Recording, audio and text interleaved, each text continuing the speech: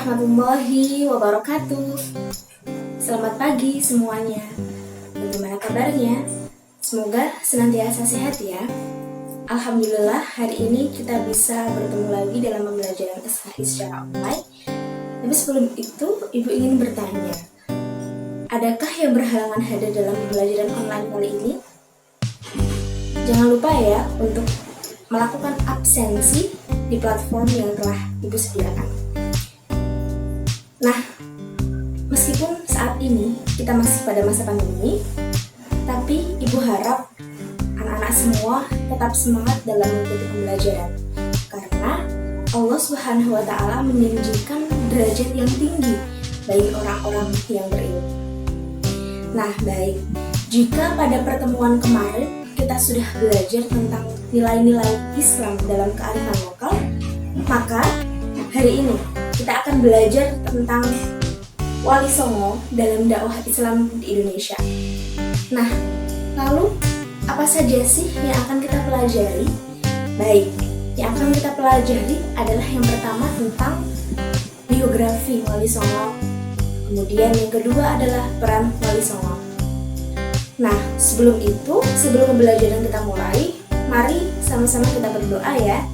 Ibu pimpin dari sini dan teman-teman semua, anak-anak semua silakan mengikuti untuk berdoa bersama.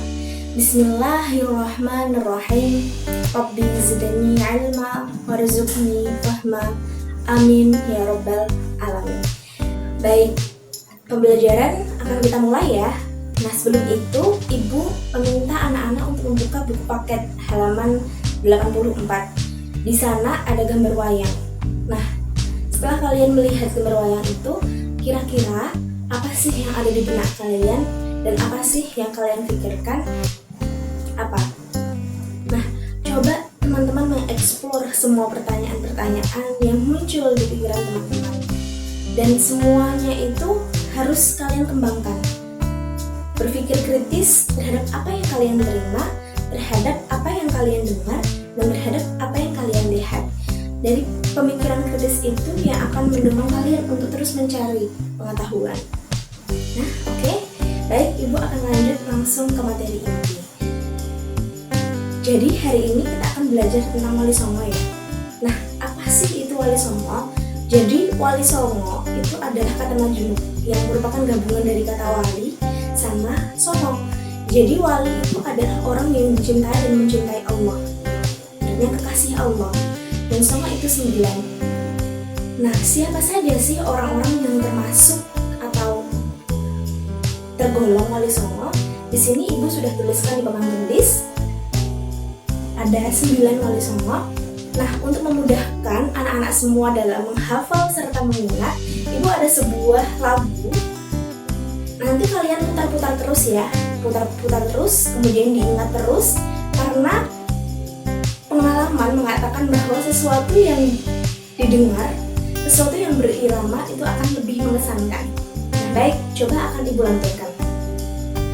Maulana Malik Ibrahim atau Sunan Gresik, Raden Rahmat Sunan Ampel, Sunan Giri Raden Ainul Yakin, Sunan Bonang Syekh Maulana Maktum Ibrahim, Sunan Derajat Raden Qasim, Sunan Kalijogo Raden Syahid, Sunan Gunung Jati Syarif Hidayatullah, Sunan Kudus Syekh Ja'far Shadiq, Sunan Muria Raden Umar Said. Nah, itu anak-anak. Jadi nanti kalian bisa putar bagian ini, kemudian kalian tirukan. Nanti insya Allah kalian akan menghafal secara otomatis, karena biasanya yang dilantunkan dengan lagu akan mudah membekas. Gitu ya. Baik, tadi kita sudah belajar tentang siapa saja sih yang termasuk atau tergolong dalam Wali Songo. Kita selanjutkan ke peran Wali Songo dan biografi para Wali Songo. Nah, sebelum Ibu mulai, Ibu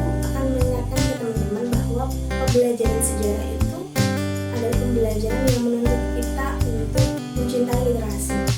Jadi silakan anak-anak nanti cari sebanyak-banyaknya literasi, jangan hanya puas pada satu referensi. Oke? Lanjut, kita materi yang pertama adalah Sunan Gresik, ya. Sunan Gresik atau Maulana Malik Ibrahim. Nah, Maulana Malik Ibrahim itu meninggal pada 12 Rabiul Awal 882 Hijriah. Apa sih peran beliau? Beliau berperan dalam bidang pendidikan. Nah, buktinya atau wujudnya, beliau mendirikan pesantren di Desa Gapuro, Gresik. Pesantren ini itu dikhususkan untuk mendidik para generasi muda menjadi pemimpin yang handal. Kemudian Raden Rahmat atau Sunan Ampel. Raden Rahmat atau Sunan Ampel ini ternyata perannya juga dalam bidang pendidikan. Beliau mendirikan pesantren Ampel Denta. Tetapi berbeda, Sunan Ampel ini juga mengambil peran dalam bidang sosial kemasyarakatan.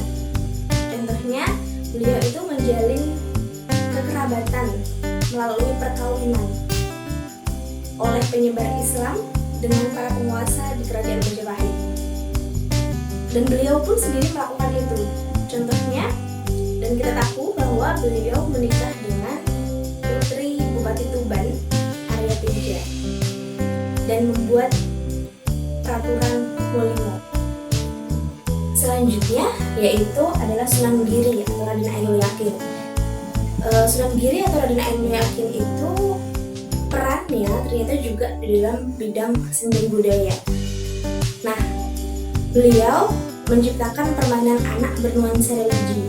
Contohnya Layar Iler, juga Jubah Suwang dan lain sebagainya. Kemudian selanjutnya Sunan Bonang. Sunan Bonang itu lahir pada tahun 1425 dan meninggal pada 1525. Beliau berperan dalam bidang seni dan budaya juga ternyata anak-anak. Dan beliau, Sunan Bonang ini adalah pencipta gending pertama. Dan beliau, Sunan Bonang ini berdakwah di daerah Tuban dan menggunakan media wayang untuk berdakwah sebagaimana kesukaan masyarakat pada saat itu. Kemudian Sunan Derajat atau Raden Qasim, ini beliau juga dalam bidang seni dan budaya. Nah, Sunan Derajat ini beliau menciptakan tembang Angkur. Kemudian Sunan Kalijogo, Raden Syahid. Nah, beliau berjasa dalam mengembangkan seni wayang purwa atau wayang kulit. Nah, beliau memanfaatkan gamelan sebagai media dakwah. Selain itu, Sunan Kalijogo memiliki kedudukan yang tinggi di Kerajaan Demak sebagai guru sekaligus penasihat ulama sultan. Nah, lagu Sunan Kalijogo yang berjudul Gundul-Gundul Pacul itu adalah merupakan bentuk kritikannya terhadap kebijakan raja pada saat itu. Selanjutnya Sunan Gunung Jati. Sunan Gunung Jati lahir di Mekah pada tahun 1458 dan beliau adalah putra Prabu Siliwangi. Perannya apa? Beliau memberikan kontribusi pada perkembangan dan penyebaran agama Islam di tanah Jawa, khususnya di Cirebon. Di antara bidang yang lebih ditekuni adalah atau yang lebih diberikan kontribusi adalah bidang politik. Hal ini disebabkan selain seorang sultan, ia juga adalah Dewan Wali Songo yang dapat memobilisasi penyebaran kepada negara-negara yang telah ditaklukkan. Baik, untuk selanjutnya adalah Sunan Kudus. Nah, beliau adalah putra Sunan Ngudung. Kontribusinya apa? Kontribusinya Sunan Kudus yang pertama adalah melakukan pendekatan kepada masyarakat dengan perlahan.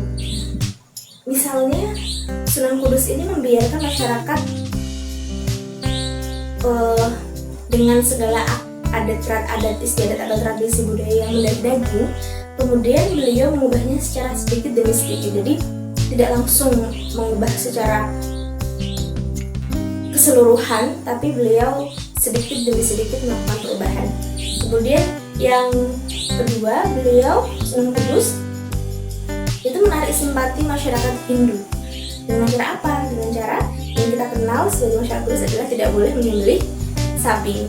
Kemudian yang nomor 3 adalah menarik mengamati masyarakat Buddha dengan cara memberi nuansa Buddha pada arsitektur bangunan menara seperti 8 Jalan Buddha atau Arta Sagika Marga yang tergambar pada tempat ini. Nah, kemudian yang terakhir itu adalah Sunan Muria.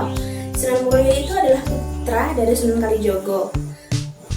Beliau ini menciptakan berbagai tembang cilik jenis sinom dan kinanti yang berisi nasihat dan ajaran ketuhanan. Kemudian Sunan Muria itu pun beliau pandai berdalang sebagaimana ayahnya Sunan Kalijogo. Anak-anak, semua materi sudah Ibu paparkan dan jelaskan, tapi sekali lagi Ibu ingatkan kepada anak-anak semua bahwa pelajaran sejarah adalah pelajaran yang mengharuskan kita mencintai literasi. Jangan bosan hanya pada satu referensi. Cari sebanyak-banyaknya buku, cari sebanyak-banyaknya sumber yang dapat dipercaya untuk menambah wawasan kalian tentang sejarah, karena sejarah itu luas. Ya. Alhamdulillah kita sudah menyelesaikan materi ini. Nah, ada satu isu atau ada suatu pertanyaan yang ingin Ibu tanyakan kepada anak-anak semua. Dari semua strategi yang digunakan oleh para wali songo, sepertinya strategi dengan jalur seni dan budaya itu banyak digunakan. Nah, kira-kira mengapa? Mengapa seni budaya itu menjadi jalur yang efektif dan dapat diterima oleh masyarakat dalam kaitannya penyebaran agama Islam? Nah, nanti anak-anak silakan mendiskusikan dengan kelompok yang telah kalian buat. Setelah itu, semua hasil diskusi dikirimkan di forum grup WhatsApp. Nanti kita bahas bersama di sana, dan satu kelompok dengan kelompok yang lainnya harus saling memberikan masukan dan kritikan. Baik, terima kasih atas perhatiannya hari ini. Apa yang dapat kita pelajari hari ini? Setelah kita mempelajari wali songo, yang perlu kita refleksikan pada diri kita sendiri adalah dengan perjuangan para wali songo untuk menyebarkan agama Islam di Indonesia, agar agama Islam itu bisa kita nikmati sampai sekarang, ternyata tidak mudah. Ternyata harus banyak perjuangan yang harus mereka lewati. Dan kita saat ini sudah bisa merasakan agama Islam secara sempurna, secara mudah. Nah, maka dari itu mari kita meneladani segala perjuangan dan sikap positif dari para wali songo, dan jangan lupa untuk menziarahi sunan-sunan atau wali songo yang ada di tempat kalian. Nah, untuk tugas keterampilannya, nanti silahkan anak-anak membuat laporan ziarah. Ya, nanti Ibu akan sediakan Google Classroom dan kalian bisa upload tugas kalian di sana. Di laporan nanti kalian harus menyertakan siapa yang kalian kunjungi, terus di mana lokasinya, apa yang kalian lakukan di sana, terus apa yang kalian dapatkan setelah melakukan ziarah. Nah, baik, hari ini materi wali songo Ibu rasa cukup. Besok atau minggu depan kita akan belajar tentang bab baru, yakni Syekh Abdul Rauf As-Singgili dan Syekh Muhammad Arsyad Al-Banjari. Nah, sekian dari penjelasan atau pembelajaran online hari ini. Semoga bermanfaat, tetap semangat, dan jangan lupa menjaga kesehatan, ya. Mari kita akhiri dengan bacaan hamdalah. Alhamdulillahirabbil alamin. Assalamualaikum warahmatullahi wabarakatuh.